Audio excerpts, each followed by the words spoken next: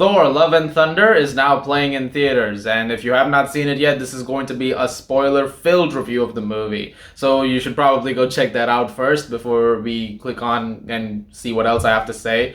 Or if you want to see a spoiler-free review, that's already on my channel, so you can look up here or you can look at the link in the description below. Either way, let's dive into it. Now, as you know from my review, I quite enjoyed Love and Thunder. I don't think it's as good as Ragnarok was, but I think it was a solidly fun time. And even though it has a bit of a scattered first act especially, the film got better along the way, and I think by the end of it I was having just a really good time and I really liked the movie.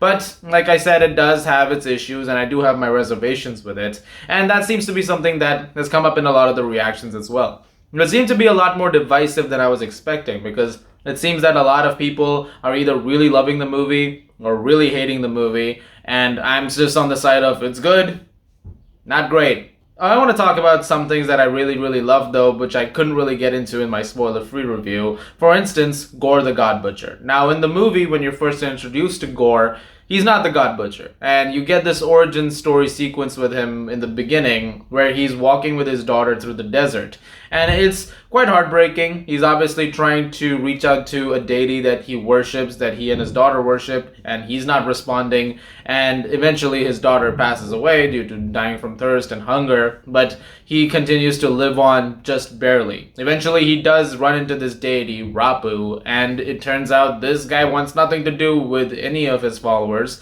It's like, I haven't had many in years anyway, and honestly, no god cares. Like, it's pointless. You doing all of this worship, it adds up to nothing. Gorr eventually defies this, and then there's a physical alteration between the two, which eventually results in Gorr getting powers of the Necrosword. Now, they eventually took down this guy, Rapu says, but it turns out the powers have transferred into Gorr, which allows him to basically become a lot more powerful and fulfill some dark wishes as a result of it. His being to kill all the gods. And so he kills this guy and goes on a rampage across the universe that you do not see. This is one of the things in the movie that I feel like I didn't mention it in the spoiler-free review, but I thought, okay, that could have been in there. Like I said, 10-15 minutes of the movie seem to be missing. This is some of it, because it does feel like there must be something with Gorr just actually doing a lot of god killing, and we never see the god killing. We're just shown aftermaths of certain events, and I think that was a missed opportunity. But essentially he's trying to get to eternity, and essentially to do this he's gonna need Stormbreaker, Thor's axe, and eventually open the Bifrost to make that happen. And so he eventually enters New Asgard and is able to kidnap some kids as leverage, so that Thor is gonna come looking and eventually get Stormbreaker off of his hands. It's a fairly simple plot, it's a fairly simple thing that's going on over here, but more importantly, it justifies why Gorr is doing what he's doing. Like, it's one thing you can have a villain who's like on a killing spree and just wants to, cause more havoc and ruin the world and stuff like that. But there is a genuine personal reason behind it. It's because of the loss that he's been through. And while that's something that has been done many times before, it's effective. It works enough over here that you care about the character. And even at times when he's way too evil, you can't help but feel like this man's just broken up from the inside a bit, and the power of the Necrosword is sort of adding to that. But it already seems like he's not exactly in the best space mentally speaking. Like, obviously losing your child is going to break something in you that's beyond repair. And when you lose a child in that way especially, that's gonna happen. Some people have brought that up too, but yeah, that's essentially what's going on over here. You could say that the idea of the Necrosword and Eternity's wishes is escalating that just a little bit more in terms of his physical appearance and all. The downside is it's also killing him. So like, eventually if he does this, it's going to rip him apart, which is essentially where it ties into what I was saying. And I think Christian Bale really crushed it over here. Yes, I mentioned also he doesn't have a lot of scenes in the movie, but he leaves an impact in every scene that he's in, and in very good way. Like, he's still very creepy and terrifying in those moments. Let's talk about the next big spoiler thing in this, which is Jane Foster. Now, Natalie Portman, again, like I said, it's great seeing her. It's great seeing her in this franchise again, actually doing stuff. But when you first run into Jane Foster, she has stage 4 cancer, and she's had it for months. So naturally, clock's ticking. She doesn't have that much time left, and she's looking for solutions, things that could hopefully help her condition. She eventually feels this call from Mjolnir, and she gets the power of Thor. The only problem is that has its side effects, because the more you use Mjolnir, the power and all that it needs is eventually going to start sapping you from that strength, and eventually she starts to get worse. Now, I really like this plot line. It's really made me care for Jane, and again, I think this is one of those things that was sorely needed. I like the fact that they brought her back, but I also like the fact that you got to care about the relationship. And when you see the two of them connecting through these montages and stuff like that you get, because the other two movies, they didn't really do anything over here. So Taika Waititi obviously had a lot of legwork to do in terms of trying to build something around this. And I think that for the most part, it does give you enough that you care, and the chemistry between Thor and Jane is great. And I think eventually, as the film progresses, as Thor finds out what's happening, and then, it leads to these devastating moments, especially in the final act, where Jane does finally use Mjolnir again to try and help out and stop Gorr.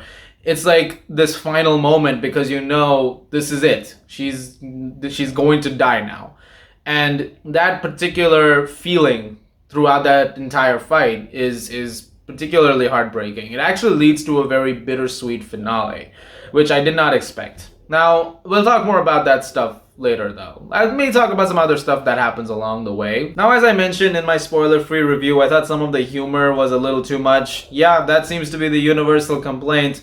It does seem like they went a little overboard with the jokes this time, and it does take away from some dramatic heft.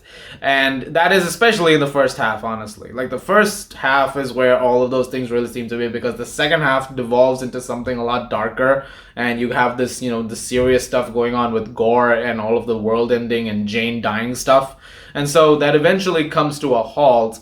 But in the time that the movie is taking to going to that point, and all the stuff with Thor having what seems to be like a love triangle between him, Mjolnir, and Stormbreaker, once you're past all of this, although there are echoes of that still throughout the movie, it does reduce. But all that stuff in the beginning, setting up, feels a little too overdone. Now, something I talked about in my spoiler-free review that I feel like has got to be getting a controversial response is Thor's character in this movie. Now, I think his arc is great, but some people have mentioned how he's a bit too silly and overblown at times, and making too many jokes. Let's talk about this for a minute. Now, something that I said in the spoiler-free review, which I do stand by, is that as the movie progresses, he becomes less and less silly, and eventually it sort of reverts him back to being more of a hero that he is, and being a little more serious and a more grounded character. But that first bit with him does feel a little aloof. Now, I'm not opposed to this, because I think you have to understand it from a point of view of narrative that he's out of his depth. He's not really, the hero at the moment that him as. And so when he's out of the game for as long as he is, and then when you have this sort of, everything's gonna work out just fine, everything's cool attitude, everything seems to be very simple. And so he's treating everything like it's fun, because at this point, after all that you've been through, it was like, easy peasy, we're gonna stop this thing in no time. But as the movie progresses and he realizes how grand the stakes are, he gets a lot more serious. And when it becomes more personal in the result of, Jane Foster, things are becoming a little more devastating for him. And those realizations start to hit him a lot more and more, which I thought was also a really good way to deal with that. I thought it sort of made a lot of the things with him make sense after that. And Chris Hemsworth does a really, really great job selling that emotion to you, and eventually making that work in terms of the character's arc. There is one thing that he does in the first act, which, it is given to him, and I thought that was stupidly funny throughout, which were these screaming goats. Like, every time you saw these things, it was just really funny. And I know it's really stupid to be laughing at screaming goats in 2022, but there's a point where they crash into the Shadow Realm, and, it's this, scary moment, and then suddenly you hear, ah! Now, regarding the finale of this movie, I thought it was quite beautiful. I really like the idea of essentially doing what seems to be a swap. It's like you can't save Jane in this moment anymore, but Gorr is able to bring his daughter back.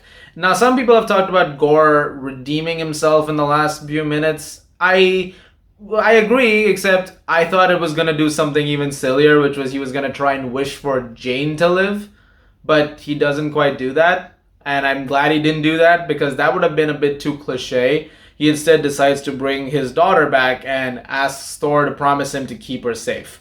And I thought that was actually pretty sweet because at the end of the day, you have to go back to what started him on this path. And, killing all the gods and doing all of that is not going to help anything. The idea of love, keeping love alive, is going to do that. And since the thing that was his entire life, his love, was gone, that coming back, obviously that's the thing that he's going to get himself attached to the most. So I really like that moment. But Jane dying was devastating. I won't lie to you. I was very upset when seeing that. And Mighty Thor was so badass throughout this entire movie, and Natalie Portman is fantastic in it, that it was definitely a bittersweet moment until the end credits scene where she ends up in Valhalla with Heimdall. So that's pretty awesome. It was nice seeing Idris Elba again. Now, I'm not sure what that means. Does that mean they're gonna try and do some kind of thing down the line where people come back from Valhalla for a limited time or something like that? Maybe. I don't know. I mean, anything's possible, really. But it's opened up so much in terms of possibilities that, yeah, there's so many different realms of the gods, and, God, heaven is real now. We're seeing it. We can see the physical manifestation of that. It's not something you're just going to show in one scene and just get over it, I think. Not in my estimation. So we'll see what happens. Also, funny note, I do want to say one thing. I like the bit towards the ending where Thor manages to transfer some of what seems to be his or Zeus's lightning bolt power into the kids so that the kids can fight along the monsters that Gorr is creating from the shadows. One of them manages to get her bunny to start emitting electricity, and that starts to take everything out. That was... I'm sorry. There are some things you see in a movie and you're like, I cannot like that. That was one of the things. It's possible to hate it after that. Sorry. Quick notes on Zeus. I liked Russell Crowe in the role. I thought he did fine. I thought he was a little too silly and goofy, but then again, that factored into why Gorr is doing what he's doing. They don't seem to care. The Council of Gods, they seem to be on their own shit, and they're like, forget all this. We don't really want to create a panic with Gorr. Yeah, he's coming for us. He's gonna do what he does. But honestly, yeah, whatever, man. I'm not gonna help you. We're not gonna do anything about that. And so you see the selfishness of that come through in terms of what Zeus is saying. It feels a little unsubtle, but that's the point. The whole point is you understand why Gorr is upset about this. And eventually, when in the Shadow Realm, Gorr confronts Thor about this, he's like, you asked them for help and they didn't help you. That's the whole thing. That now you understand. You know my pain. Because I needed help. They didn't give me any help. And I was desperate and I suffered. Now you're going through the same thing. So you're understanding that it's not as, it doesn't work exactly out, as you would expect it to. Not everyone's just going to drop everything and be like, yeah, let's help out on this, universe-saving mission. And so all of those things coming together was really good. But in the all sort of scuffle that Thor and Valkyrie and Mighty Thor caused, because of that, Zeus takes a lightning bolt to his heart. You think he's dead, but then again, he's Zeus, so he's probably going to come back to life. And when you see him in the end credits, it seems like he's about to send his son, Hercules, on a mission to kill Thor. This is very exciting for a couple of reasons. One, Hercules is going to fight Thor. That's fucking awesome. Number two, he's played by Brett Goldstein, the guy who plays Roy Kent in Ted Lasso. I've never talked about Ted Lasso on this channel. I love Ted Lasso. I guess this is my way of telling you that I'm a fan of the show. All in all, I enjoyed Thor Love and Thunder. Like I said, I got my gripes here and there. I think some things could have definitely been improved. But as the movie progressed, I liked it more and more. And I'm excited to see it again.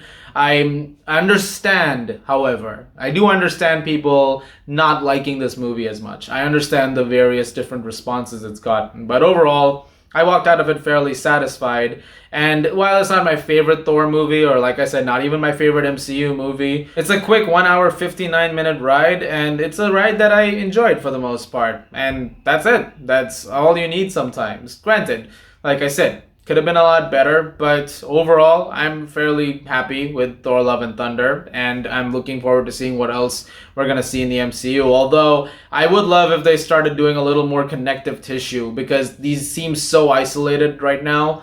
I'm hoping that whatever connective tissue Feige and co have in their minds, because they're saying they're leading up to something, I hope it's something amazing, because you really, really need to start connecting these things past them just being isolated stories. The whole point of the other phases up until now, till Infinity War and Endgame, was they were all a big story leading into the next thing. You've got to somehow create something over here that eventually brings all of these people together. So I'm hoping that happens too. Guys, thank you very much for watching. What other thoughts did you have on Love and Thunder? Leave them in the comments below. What did you guys think of the movie? Was there something that you thought could have been a lot better? Did you really love it, hate it, whatever it is? Leave them now. The whole forum is open to talk about whatever it is you'd like. As always, if you like this, please do subscribe, guys. Thank you very much for watching, and I'll see you guys at the movies.